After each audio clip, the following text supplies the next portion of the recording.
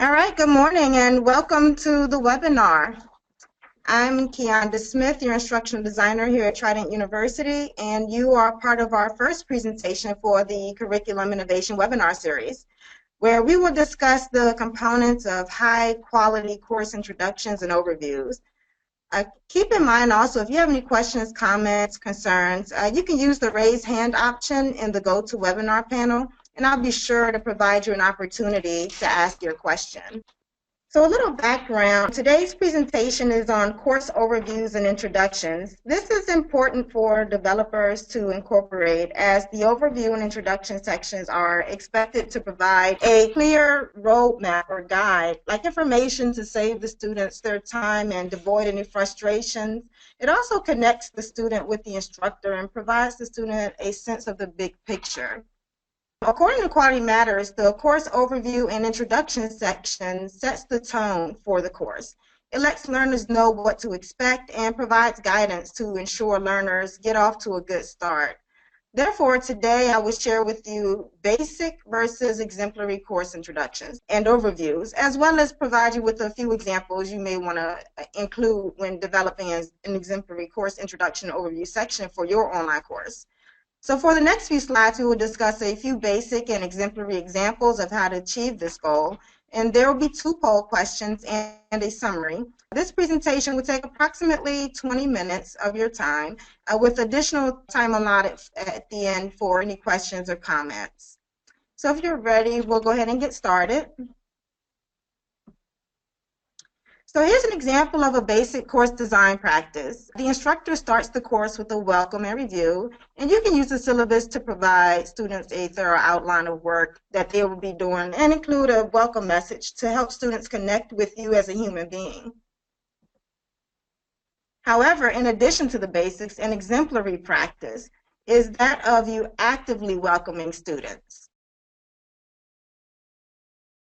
and making yourself available to them as the course launches. You can achieve this by use of an introduction discussion board that is monitored by you to help the students feel welcome. In a basic practice, you will provide students with clear information regarding how technology will be used in the course. This is especially important for hybrid courses. In an exemplary practice, you would include students being tasked to complete a syllabus quiz to have a better understanding of course policies and of course structure. This is achieved by the first quiz in a course, having multiple attempts, and that encourages students to return to the syllabus multiple times, using it as a reference. A basic practice includes you providing a clear starting point, meant to save time and student frustrations.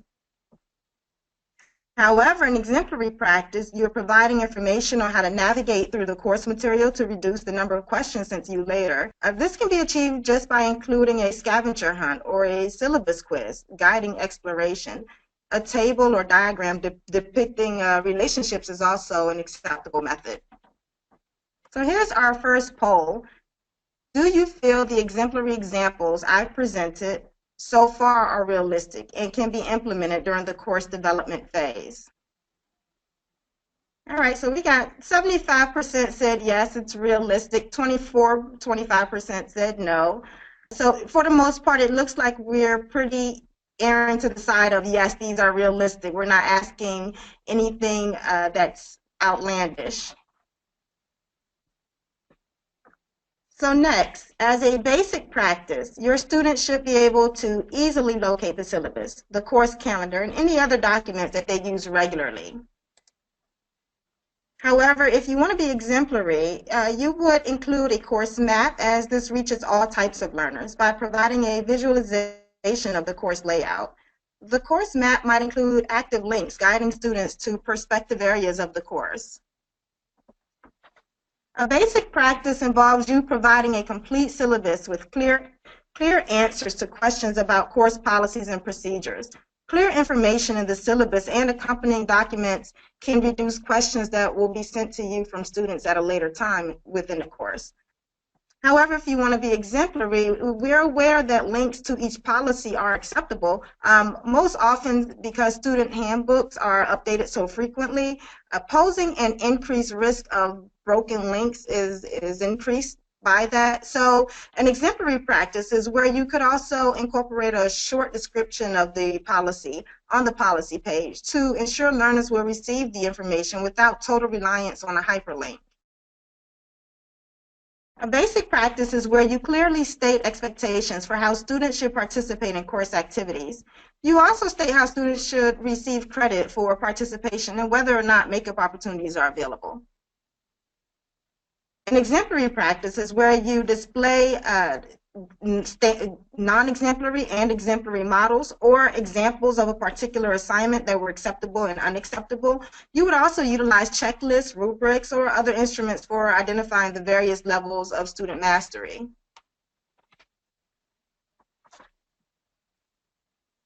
In a basic practice, you provide a comprehensive listing of course deadlines to help students see the big picture, allowing them to plan weekly work. However, an exemplary practice is where, when possible, you are able to grade student work quickly. In large classes, you can use things like self-tests that include detailed feedback to provide a quick turnaround. You can offer video office hours or virtual office hours to provide students with the opportunity to connect with you on a more individual level. All right, this brings us to our next poll. A course introduction that clearly outlines synchronous and asynchronous requirements for participating in the course is an exemplary course design practice. Yes or no? Or true or false? And Dr. Smith, someone in the audience has their hand up right now. Okay. Okay, great. Can you hear me? Yes, I can hear you. Hi, Keonda, this is Steve Fitzgerald. So I just had a couple of questions as you were going along, and this is why, like, on the first poll, I answered no, and it wasn't because no, it wasn't simple. It was just because of the questions that I had about what your recommendations in terms of the applicability of some of those best practices. So, for example, I was wondering, would you recommend start here and, some of the things that you were recommending about, technology and so on at every program level and or at every level of course within a program? So, would you recommend it in a capstone course for students that have already been through a lot of courses at Trident? The nature of our program, as you know, I think we have an enterprise approach where there's a pretty broad level of standardization across, where elements are and things like that in a course, and that's now included in the orientation course for new students. So I'm just within that context, I'm just wondering what you would see as being best practice given those background conditions. Yeah, I believe that a start here or a map to that particular course is important for every course, even if it's an introductory level course or an advanced level course. A guide map is always useful because all the courses are so different. To guide learners through the different components of your course is helpful because it doesn't necessarily say that they've taken a course that looks like yours before, because I've looked through several of our courses and they are very much so different. So a guide map or somewhere to tell students where they're to start is extremely helpful. And I've seen that in some of our courses where professors have put start here or read this first, and that's a really good introduction to students to let them know. And I've seen it in more advanced introductory levels courses on the undergraduate level. And, they still had to tell learners where to start because their course was so different than some of the courses they may have taken before. That's helpful. Thank you. I think it would be great. You may have it later in your presentation, but if not, it would be great to see some of the examples of where faculty have been doing that in different kinds of courses at Trident, just to kind of get some visuals on examples. Well, I could tell you real quickly, an example would be, instead of the first module saying course 1 case or if it says module 1 case, it would say module 1 case, and then the next, under that, the next bullet would say read this first. Or after their cafe where they introduce themselves, then there will be a bullet there that'll say, read this before you start. Yeah, it's just an additional component to the course, additional page that we add that can be added into D2L, where it just says start here, and it kind of guides learners to where they need to go and how they can best achieve the learning outcomes. So that's actually cool, because having a separate page that says start here is different from having it on a page that says background or home page or something. It kind of really gives a visual indicator right in the course structure. Exactly, in case learners get lost along the way, or they just want to see what's ahead for them, what's down the road. Okay, great. I have one other question, and then I'll let you get back. I'm sorry to jump in. A lot of things are coming up as you were going along. I hope you don't mind. No. The other was in terms of what you were saying about copying parts of the policy into, for example, the syllabus or the course overview. One of the reasons that we went away from that was because the challenge of maintaining all and remembering all those places where changes need to be made when a policy is updated. With the LOR, maybe that's changed, and maybe we could revisit that. But that was one of the reasons that we went away from that, because we used to have pieces of policies copied into lots of different places, and then we'd forget, and then we'd have incongruence in policy across places. So one of the reasons that we went to just a link to the catalogs was to avoid that potential incongruence. Yes, absolutely, and hopefully the learning object repository can remedy that issue. Therefore, when something changes, it can change across all courses that contain that learning object, and that is where we're working on now. I think Lori Peck and the library is actually working on an LOR project, so that when you do make a change in your course, we can just do a quick search and find the metadata that's linked to it and update all the courses that contain that LOR. Or their learning object. So we're working on that now, and right now we're doing the best that we can with just the link that guides them to the student handbook, but that's not an ideal way of relaying policy to learners. I agree. All right. Thank you very much. No problem, Stephen, no problem.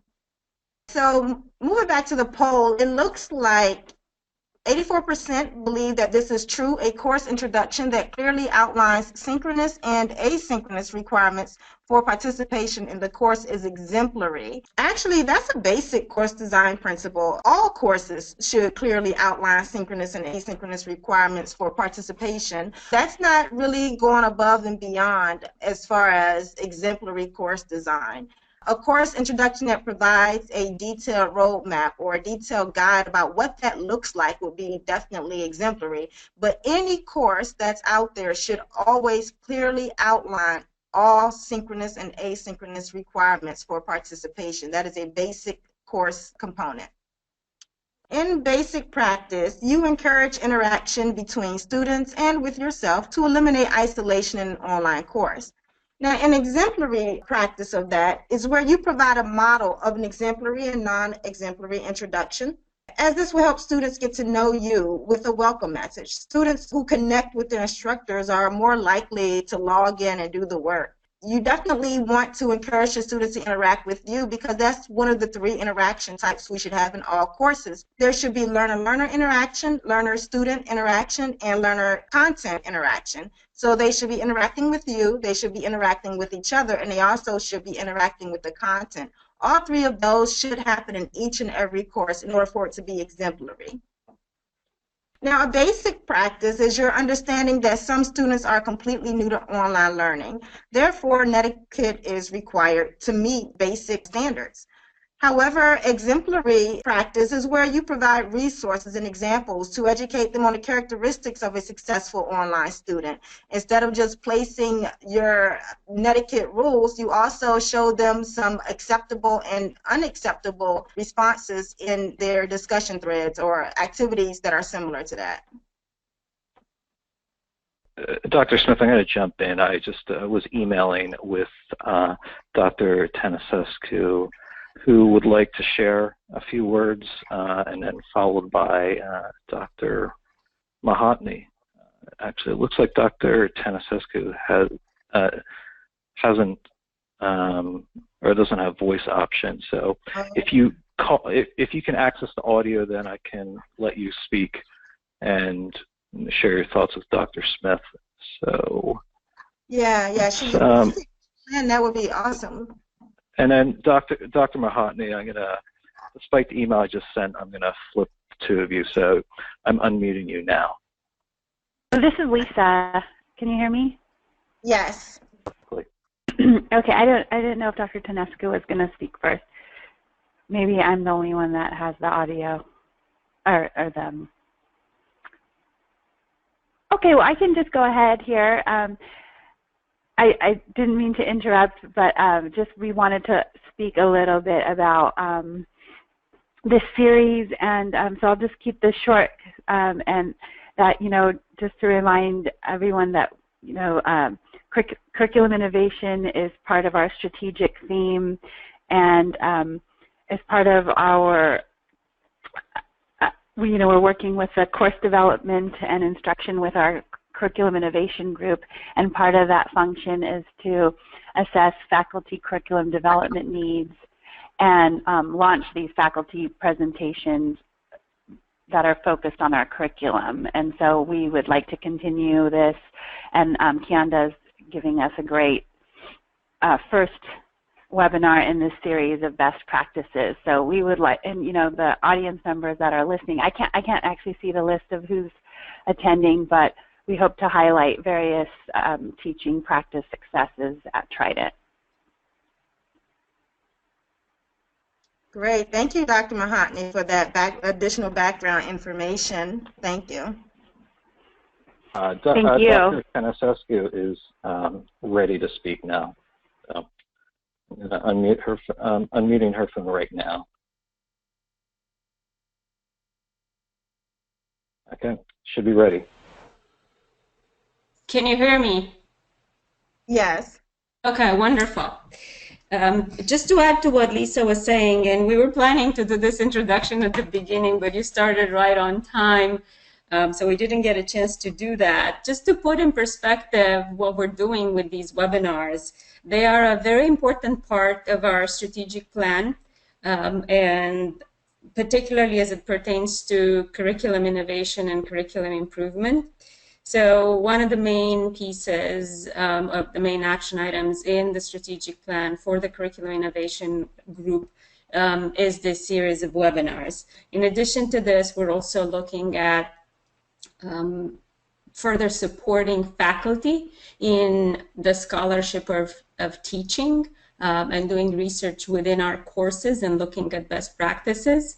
And I'm working, and Lisa's working with Dr. Pollard to have a plan in place for that and to initiate a process in which we look at the kinds of things that faculty would like to research in their courses when it comes to curriculum, when it comes to teaching, for the purpose of innovation, and how we're going to support that analytically and beyond. And also looking for other opportunities for professional development. So it's not sort of an independent endeavor. It's part of this bigger plan, and it fully aligns with our strategic plan. And one of the things that Lisa will be doing in her new tenure as the AVP and being in charge of this area as well is to even further enhance alignment with the faculty needs in the arena of curriculum design. Thank you. I will let Kianda continue to speak, and it's a pleasure to have this started. Thank you. Thank you, Dr. Tanescu. Thank you. All right, so the basic course consists of using default names for tools that are a part of the LMS. That's basic course design. We want to use a consistent name. If you call it discussion board, and then you turn around and call it discussion thread, that may be confusing to some learners because technically those are two different things. but we have seen where faculty are using those terms interchangeably, and they're not interchangeable. They're two different components of the LMS. So just using consistent language throughout the course, the default names for the tools in the LMS, it gives the students a frame of reference from course to course, and it raises their comfort level. An exemplary practice includes you seeking student feedback about their experiences with the course site and time to make adjustments. That means a formative feedback. And some of the feedbacks are given at the end of the course through the reflective essays, or through the course. There's course evaluations that go out, but those are summative. A formative assessment where you're able to get feedback maybe a quarter of a way through or halfway through, so that if you need to make adjustments, you can. That's an exemplary practice. You can ask students to complete a survey to get a better understanding of their experiences with the course. You can even assign points or bonus points to the survey that will kind of ensure that they complete it. All right, so I'll go ahead and sum it up in a conclusion. So this concludes pretty much a few pointers that I had on just course introduction and overviews, which is one component of your course design. I know there are several other components, but this one is just only on course overview and introductions. So number one, you want to provide students with a method for contacting you to reduce student anxiety and increase instructor presence. Number two, you want to use the syllabus as a guide to provide students a thorough outline of work that they will be doing throughout the course. You can include a welcome message to help students connect with you as a human being as well. Number three, a clear starting point saves time and frustration. Provide information on how to navigate through the course materials to reduce the number of questions that they're going to ask you at a later time. Number four, important items should be easily accessible, such as the course calendar and any other documents that they regularly use. Number five, a complete syllabus provides clear answers to questions about course policies and procedures.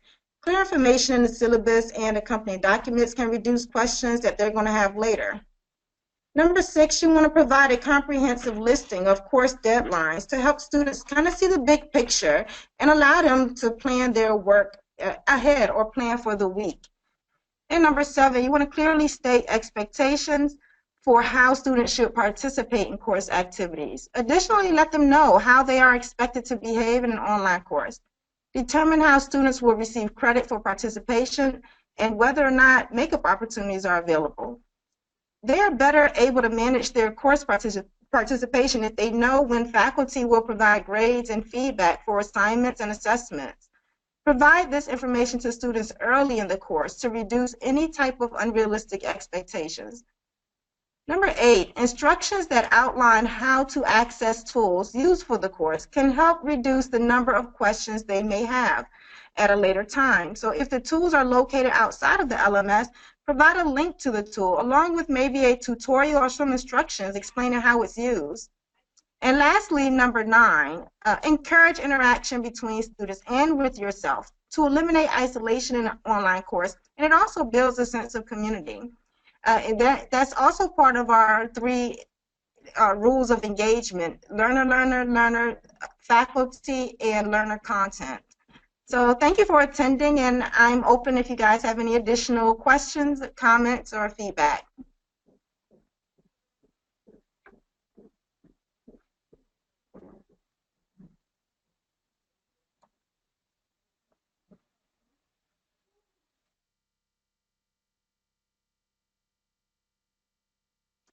I can open up the phones if anyone wants to speak. And Dr. Reinders, saw your question, and that's I'm actually not sure if that can be set up in GoToWebinar, just because most of the webinars are designed for like an outside audience, and which in those situations generally want to hide the attendee list from those. But I will look into it because I could be wrong.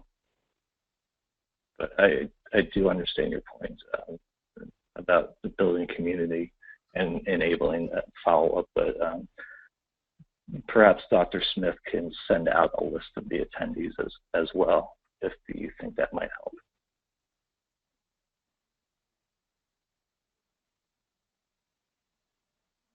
All right, Dr. Lewis has a question. Okay, Dr. Lewis, you can go ahead and speak.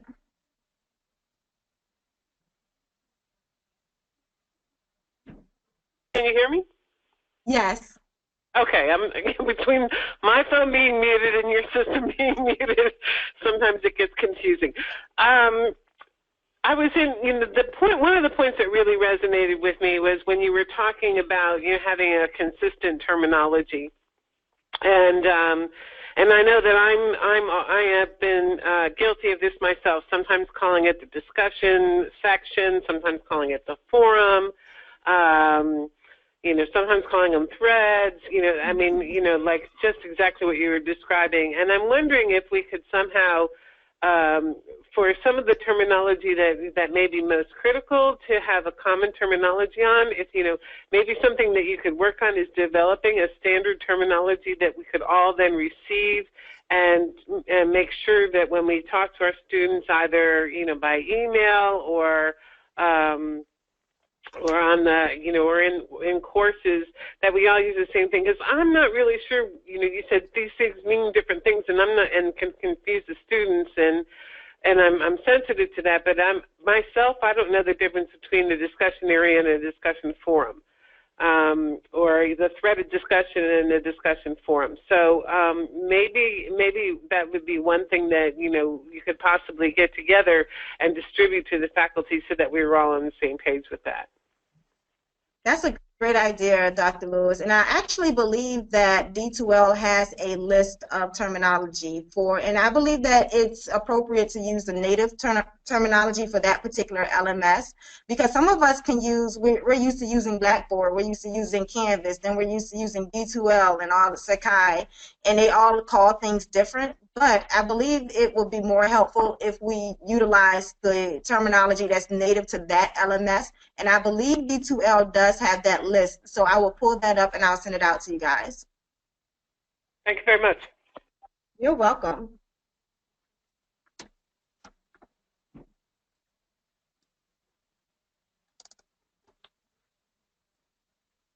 All right, are there any more questions? Okay, I see Mary Lind. All right. Can you hear me? Yes, we can. Okay, thank you for the presentation. I've enjoyed it, and it's always good to hear this because I'm really totally immersed in course development. Some of the ideas you mentioned, like, start here, do this first, give extra credit. I like those ideas, but I really do feel constricted with the current course layout in that I'm sort of in a straitjacket in terms of, trying to standardize it, which of course is important, but yet to be able to build some of this sort of motivational stuff in the course to keep the students engaged. Do you have any feelings about that in terms of course development within a structured course framework where you have very little control over content? You can't even change the content. It's put in by someone else. The gradebook's controlled. You have to, adhere to that framework. Yes, and if you are a developer versus a faculty member, there are different access or levels of access you're going to have. Therefore, we are currently in the process of hitting this from the front. So the course development process is going to include these components. That way, the course developers will know, they'll be prompted to include these areas of importance. So regardless whether a faculty member can make updates or not, if they know during the development process that this is a necessity for their course, it'll be there for them, whether the instructor or the faculty member knows that they were supposed to do it or not. Because what's happening is in the course development process, they're not being prompted to include some of these components. So they don't know that it should be there, and they develop the course and it's not there, then it goes off to the faculty member, and the faculty member, it can't make any changes or any additions. So we are going to address this from the front end and make sure that we can get the course development process to include these components. Okay, so it'll be more collaborative rather than, put what I have in a piece of paper and file structure and send over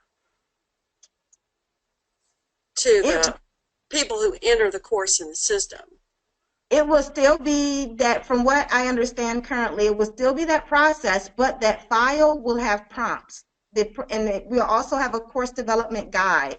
So as you're clicking on your prompts or you're including your information, if you click on the header, then it'll take you to what this looks like. It'll give you examples, non-examples, acceptable and unacceptable ways to enter that information. So it'll provide you more guidance, and it'll also prompt the developer to include some of these areas that I talked about today, because currently that's not in place. So it'll still be that document, but it's just going to operate a little different, and you'll have more resources to guide you to enter in the correct and acceptable basic standard course development pieces. Yeah, it sounds like you're working on that form, because that form now is a Word document and it's so linear. And so, I'm trying to adhere to this linear, but yet when you get into the actual course, it's, it's a clickable web page, so it's not that linear. So, as I'm developing these courses, I'm having to create, I don't know, it seems like, when I make a change in one part, like in a module 4, I have to scroll back to module 1 and do this, to make sure it's in alignment. But there's just a lot of back and forth through the modules to try and ensure this alignment. And then I still worry when I submit it that maybe I forgot to put something in alignment across those modules. But you see, it's just a very linear Word document. It makes it kind of hard to see the whole picture there of what I'm putting together. But maybe what you're saying will achieve that. Yes, I totally understand that course design is not linear. It's very agile and it's iterative. So this document will help. We're updating it to the point where it will help give more guidance, so that you won't have to do the back and forth. If you are able to follow the correct course development processes that are based on quality matters, you shouldn't have to go backwards and do any back work, because it's going to follow that same flow. But it is agile and iterative, so it's not a very linear process. That's why the new Word document that you're going to be using is going to have links within the document that's going to link you to other sections of the document to help guide you to developing, and you're not doing all the scrolling and getting lost and can't see what it looks like. But that new document's not out yet, right? I'm right in the middle of course development, a bunch of courses, so I'm still in the old framework, right? You have to send it through the whole process. So it has to be approved by several other people, including faculty and the deans, and has to be approved by the ALT, the leadership team. Okay. I just want to make sure I hadn't missed something. No. Because I'm using the old form. All right. Now give us a little bit of time, but definitely we're hoping sooner than later. Okay, thank you. You're very welcome. Dr. Smith, Dr. Tanasescu wants to speak again. Okay, sure.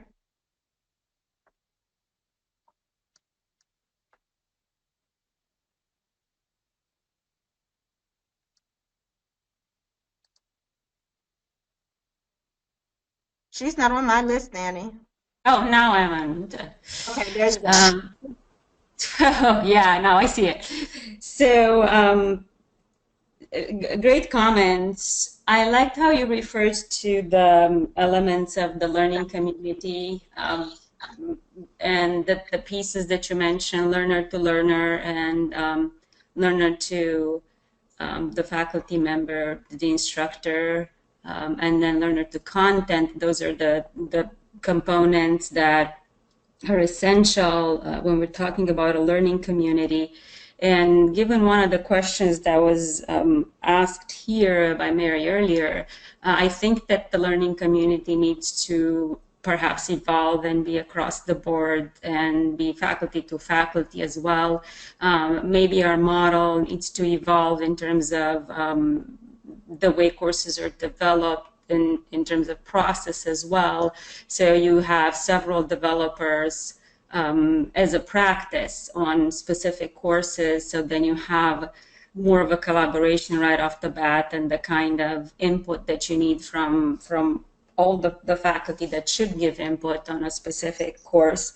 And then to the question on how do you strike this balance between structure and innovation, if you will, between the material that's already going to be developed in the distributed environment, and there's a reason for that, right? And it makes things easier, it makes assessment easier.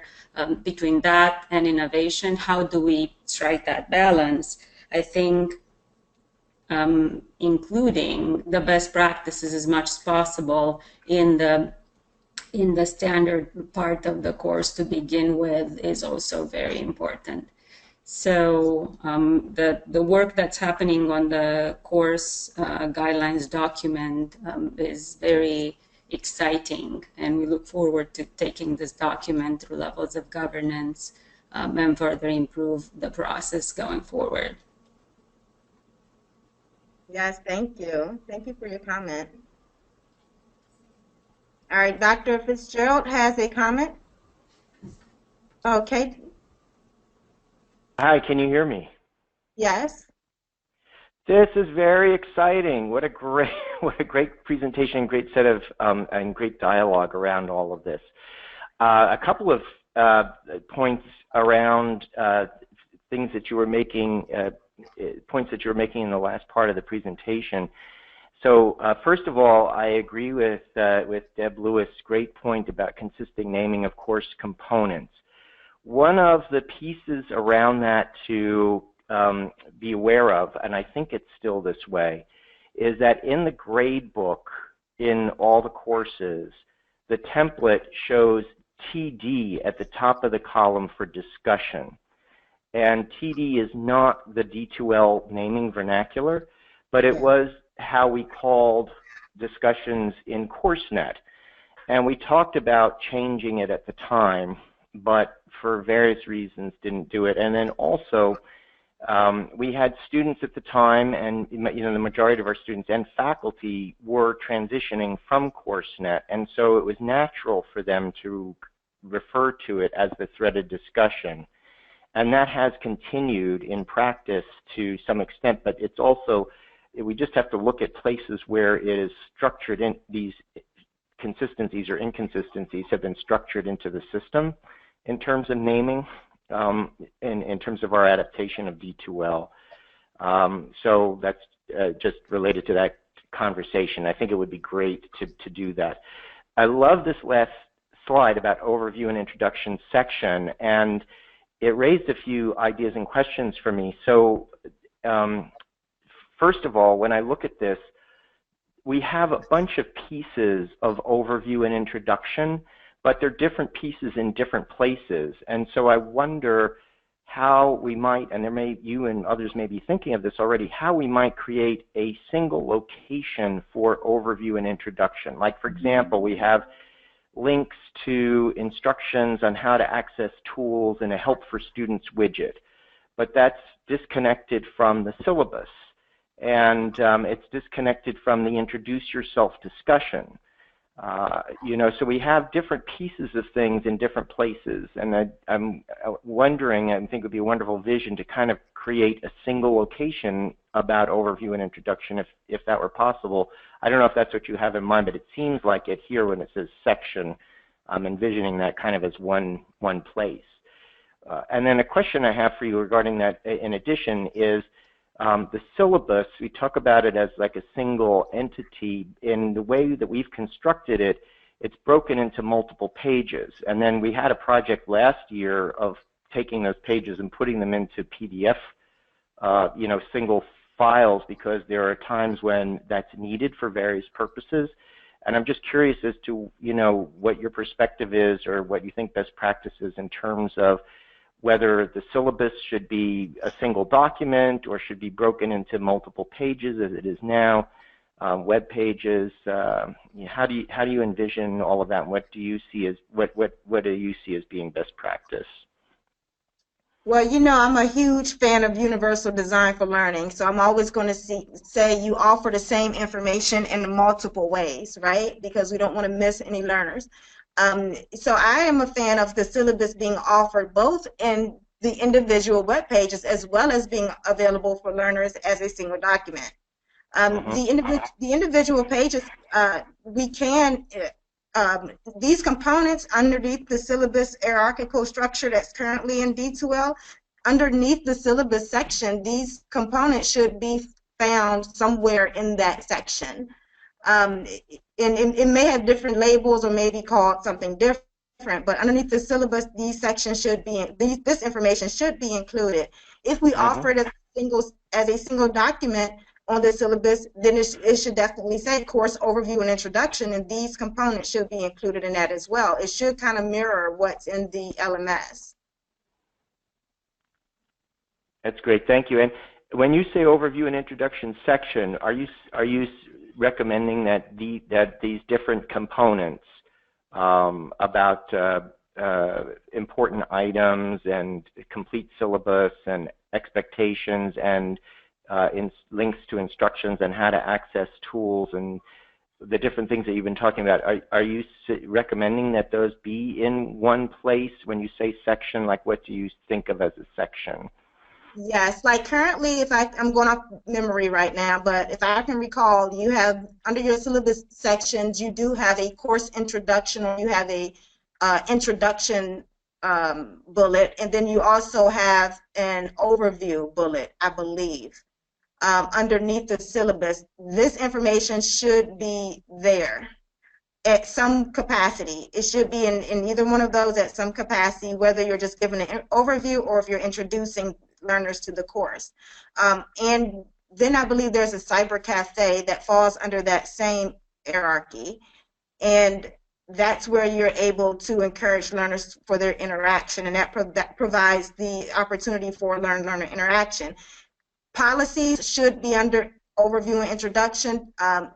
Course-specific technology should be under introduction. I'm not saying technology as far as they need to have a computer and internet, the big technology questions like for IT. I mean, course-specific technology. If you're using an LTI or an OER, if they need a headset, if they need a webcam, if they need a cell phone camera, if they need a recorder, that should be listed in the overview and introduction. We don't want to wait until we get to that module and then tell students, oh yeah, you'll need a webcam, and they're already in module 3.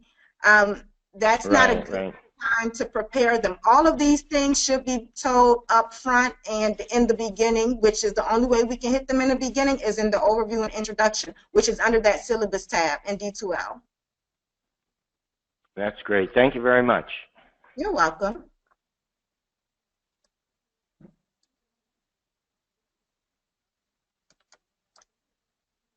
Dr. Smith, it looks like there's a couple comments in the question box, and I don't think we got to them, so I'm going to share them. I think one's a comment and one's a question.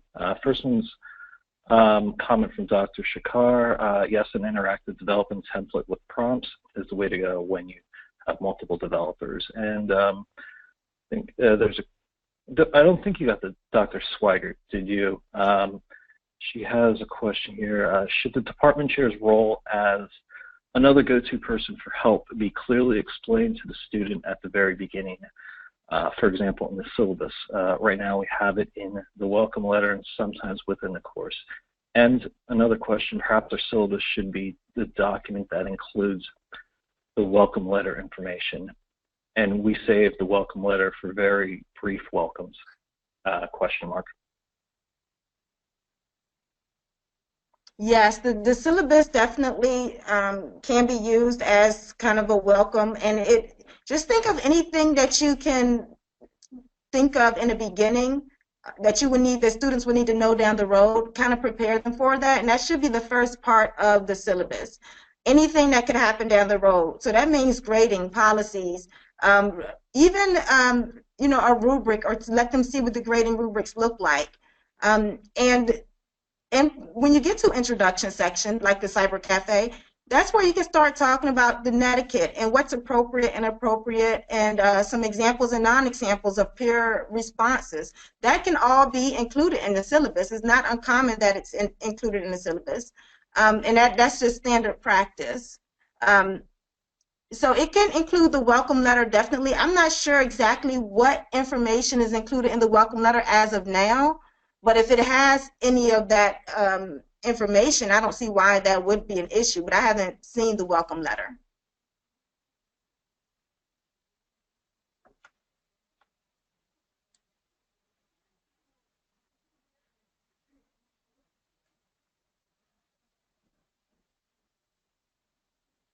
Okay, I see another question here from Hisam Kang. He's asking, now, does the syllabus include deadlines? I think no. I think students receive deadlines by email. The syllabus should definitely have deadlines because we have non-traditional learners who have jobs and who have families and careers. They should know their deadlines in advance. They can receive it by email, that's awesome, but the syllabus is a contract, as most universities look at the syllabus. Therefore, if we let them know in the beginning important deadlines that are coming up, let them know 2 months from now you're going to have an exam on this date, and they just realize that they have to pull a double shift, or they're not going to have daycare, or whatever the case may be, they can adequately prepare. If we send it by email, we don't really have it in a contractual, consistent way. Learners can say, I didn't get the email. It must have went to my junk. I didn't know that it was due on this date. If it's in the syllabus and it's in the course, there's really no excuse for them not having the information there. It's available for them. I wouldn't rely on email as a way to convey deadline information.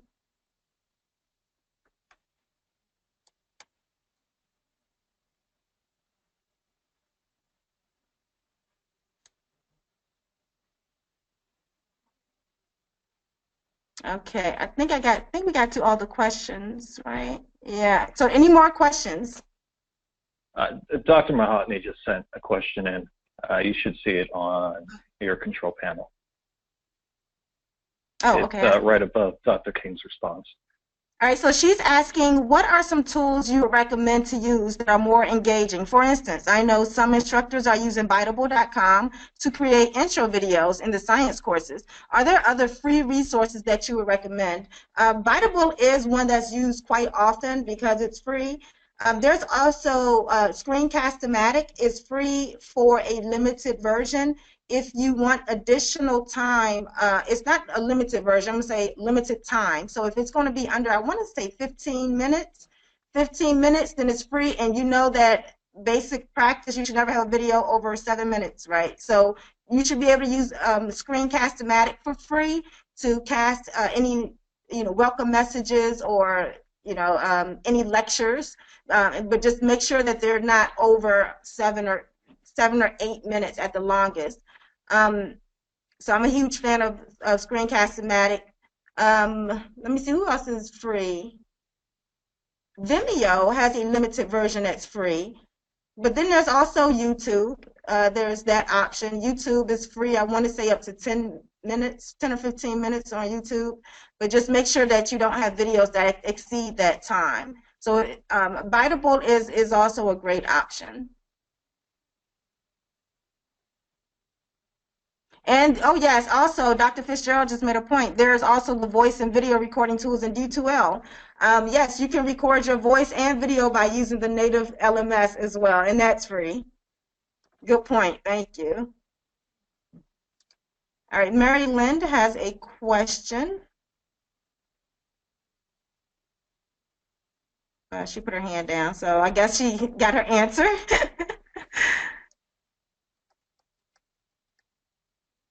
And also, Dr. Fisher pointed out that the D2L trainer recommended providing audio feedback at least once per session as a best practice, and that is a good piece of advice. Audio feedback is extremely useful. It's quick. It doesn't take as long as you may think. As you're giving feedback, instead of typing it, just say it and then press save.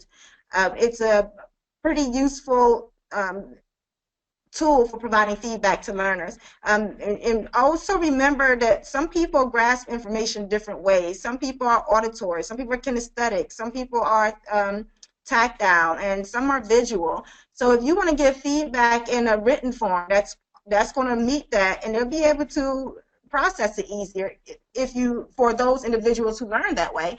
If you want to provide feedback auditory, then audio feedback is another option so that you don't miss those learners. So all three of those can be included so that all of our learners are receiving feedback in a way that meets their learning needs.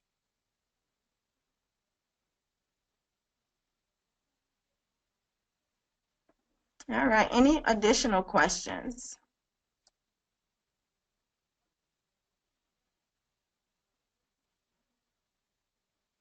Okay. Well, if you have any additional questions, you can always email me, keonda.smith@trident.edu, and I will also send out the PowerPoint presentation today that you received, that we went through during the call. That way, you guys can have access to some of the pros and some of the standards and exemplary practices. So if you have, oh, Peggy just sent me something. Many of us are very involved in course development right now. Could it be possible for these webinars to come quicker with more breadth for us to benefit in our current projects? Yes, and we're definitely working on a schedule now. I'm going to work with Dr. Mahatni on getting a schedule together, and we'll make sure that we get the schedule out to everyone and the subject content that we're going to be talking about to everyone in good enough time that they're not spaced out too far apart. And I'll make sure that you get all the resources. And this call today, this webinar was recorded, so you're also going to have access to this recording as well. All right, well, thank you guys for attending. You've been an awesome audience, and I'll talk with you all soon.